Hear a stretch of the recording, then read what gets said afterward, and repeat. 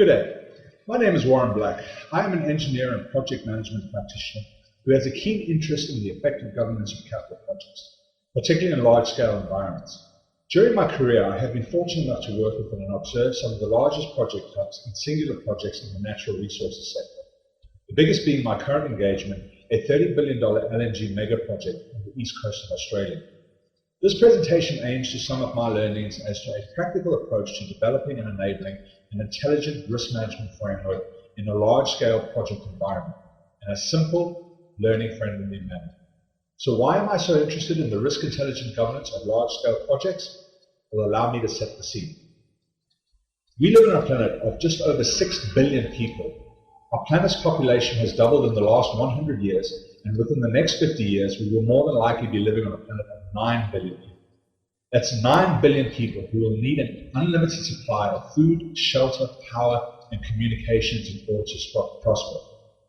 The only way our planet can sustain this many people is to start building, now in our generation, some of the largest and most complex infrastructure humankind has ever witnessed.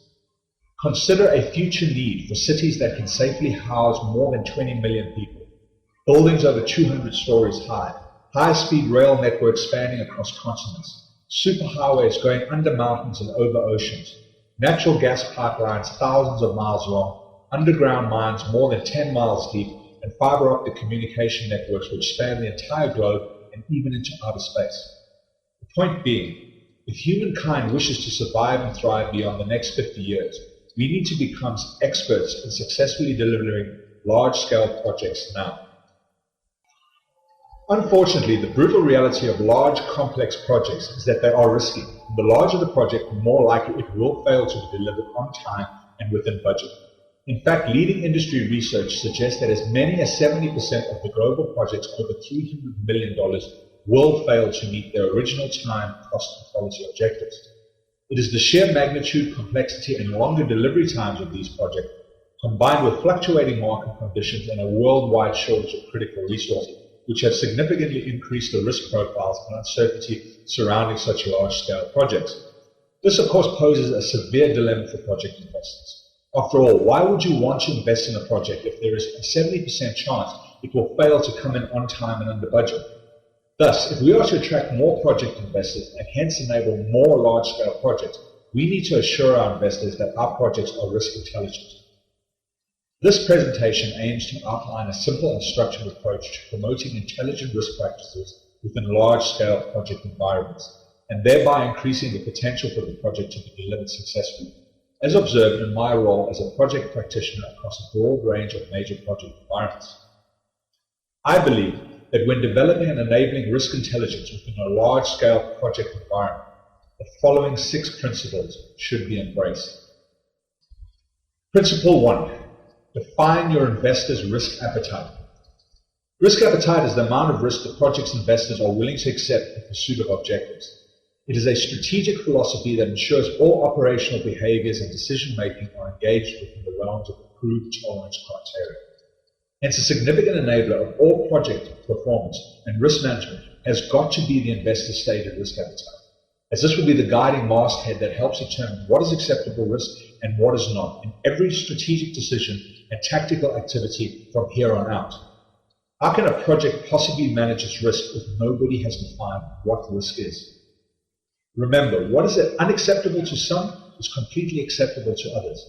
Hence the importance of a project's risk appetite being defined early on in the project. So how do we define the project's risk appetite? Traditionally, the project risk appetite is defined by the investors in the earlier stages of the project. It is captured in some form of an upfront guiding document such as a project charter, a joint venture agreement, a project risk management plan, or even a standalone risk appetite statement. I feel one of the more common mistakes project practitioners make when enabling a large-scale project is that they don't weave the investor's state risk appetite into the delivery fabric of the project. This requires the cooperative development and alignment of all the project's guiding mechanisms, such as operating standards, performance criteria, appointments, delegations of authority, and of course, governance, risk, and assurance requirements. There is no value in defining the investor's risk appetite only to develop project delivery guidelines and operating standards that are contradictory. Hence, all the project's guiding mechanisms do need to be aligned to the investor's stated risk appetite in order for a project to be considered risk intelligent. Principle 2, good governance. Once we have defined our investor's appetite for risk, we need to develop a governance structure that will allow us to deliver the project within the realms of our defined risk appetite. Large-scale projects tend to have extremely complex stakeholder structures with multiple relationships in play. These may include joint venture partners, corporate owners, contractors, vendors, operational teams, and in some cases, government bodies and community groups. Such complex stakeholder environments tend to create unique governance challenges, whereby multiple groups become jointly responsible for a broad range of deliverables, as well as all the associated risks. Often when so many are responsible, the necessary accountability, oversight, and control of material risk classes becomes fragmented. This in turn may result in the project becoming overexposed to the uncertainty of whether material risk classes are in fact being controlled. It is thus imperative that a practical governance framework is defined, which places each stakeholder group in an appropriately assigned performance and risk management role. One of the simplest and most common sense governance models I have seen is the 3 lines of defense approach, which looks something like this. Consider a 3-tiered pyramid. The first line of defense consists of those who are responsible for all the day-to-day operational matters relating to delivery, performance, and risk management. Their primary risk focus is on those risks which may impact individual schedule, budget, quality, and scope. Traditionally, your first line of defense is made up of your service providers and your project managers. The second line of defense are those who are responsible for providing oversight, establishing direction, setting the tone, challenging assumptions, and monitoring performance and risk. Their primary risk focus is on those risks which may impact the full program of work's critical path, the master budget, the unallocated contingency, and the delivery contract. Traditionally, this may be your project directors or in some cases your owner's representatives. Your third line of defense are those who are responsible for the independent testing and validation of performance, risk, quality, and standards. Their primary risk focus is on ensuring standards are being met and that project performance and risk reporting is credible. Traditionally, these are your independent advisors, your corporate owners, your government representatives, and even your board members. So why is a 3 lines of defense approach to risk management so important? As a rule, complex stakeholder environments do require clearly articulated governance structures in order to limit duplication and gaps in effort. But more importantly, in the risk management world, by establishing a 3 lines of defense approach to managing risk, we ensure that there are 3 levels of risk management in play at all times. Your first line are those responsible for the day-to-day management of risk. The second line are those responsible for providing direct oversight and direction of risk efforts. And your third line are those responsible for providing independent validation of risk and all the associated controls. Hence, the only way an emerging risk can significantly damage the project is for all 3 lines of defense to have failed at some level. Principle 3. Establish a risk management process which adds value to successful project delivery. As mentioned earlier, large projects have many stakeholder groups in play. It is thus imperative that a singular and project-wide risk management process is developed early on in the project, as this is critical to ensuring a consistent approach and common understanding to risk management is secured. Unfortunately, far too often risk management is seen as a tedious, compulsory compliance activity, and it thus becomes extremely difficult to convince the overly committed and resource-constrained project managers to regularly make time to fulfill their project risk management duties. So perhaps the most critical of all success factors for securing a robust project risk management process is in play, is to ensure that the end-to-end risk management process adds value to the successful delivery of the project. Here is an example of a simple 5-step project risk management process which I have seen add value to the delivery of major project environments. Step 1. Risk identification. This step is about ensuring those risk scenarios which may impact on-time, cost, quality, and scope are in fact identified in a proactive and systematic manner. For example, a risk workshop or risk register. Step 2. Risk quantification.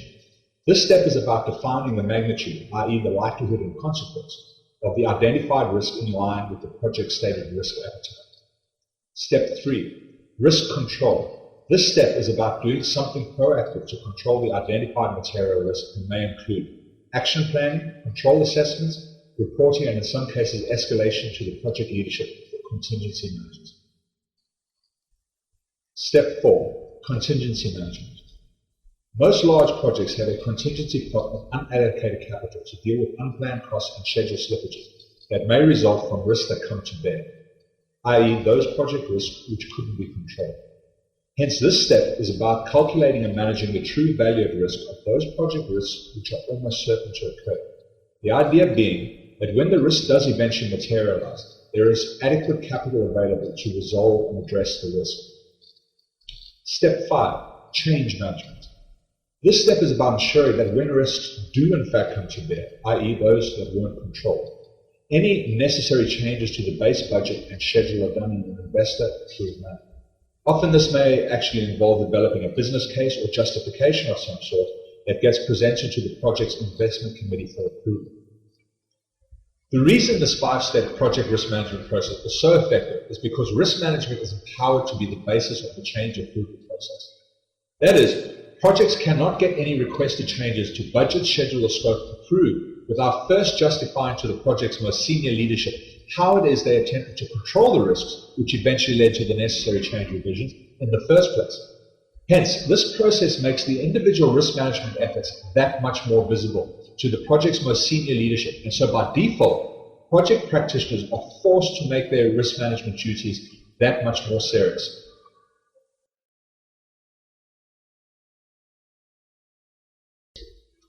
All projects travel through a defined end-to-end life cycle consisting of specific delivery phases and stage gates. The top project management organizations develop an early view of what risk-based activities are required per project phase and stage gate in order to assure themselves that the project is ready to proceed through each gate and each phase in a risk-intelligent manner. Stage gate-specific project assurance activities are normally outlined in some form of a plan or program which correlates strongly with the project's life cycle. In essence, the Project Assurance Program is a risk-based operational excellence program for the entire end-to-end project lifecycle and is designed to ensure that the appropriate level of quality and rigor is embedded into the project on a stage-specific basis. Most established project organizations spend decades and billions of dollars on project learning defining their end-to-end project assurance program. However, in its simplest form, the approach to developing an end-to-end project assurance program may look as such. Step 1. Map out the project's primary phases. Most projects travel through 6 key phases: concept, feasibility, definition, execution, commissioning, and handover. The first 3 phases are about the pre-approval. And this is about answering the question, are we doing the right project? The last 3 phases are about the post-approval and execution.